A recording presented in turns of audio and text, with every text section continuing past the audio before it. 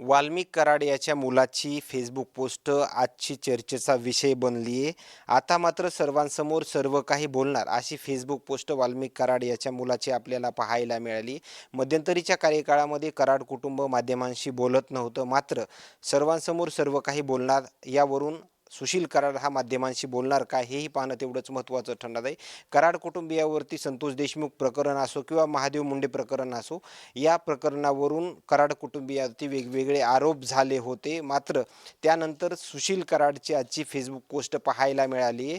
त्यामुळं सुशील कराड हा परत माध्यमांशी संवाद साधणार का हेही पाहणं तेवढंच महत्त्वाचं ठरणार आहे. मध्यंतरीच्या कार्यकाळामध्ये सुशील हा घरातला प्रमुखमधून माध्यमांशी देखील खूप कमी प्रमाणामध्ये तो संवाद साधत होता. मात्र त्यानंतरची आजची ही पहिली फेसबुक पोस्ट जी आहे ती म्हणावी लागेल. त्यामुळं कार्यकर्त्यांशी बैठक घेऊन तो बोलणार का माध्यमांशी थेट संवाद साधणार हेही पाहणं तेवढंच महत्त्वाचं ठरणार आहे.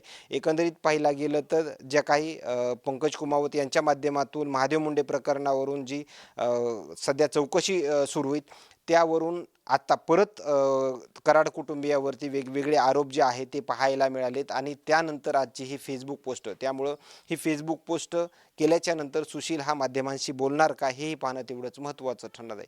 कॅमेरामॅन सोबत सूरज मीडिया, बीड, परळी.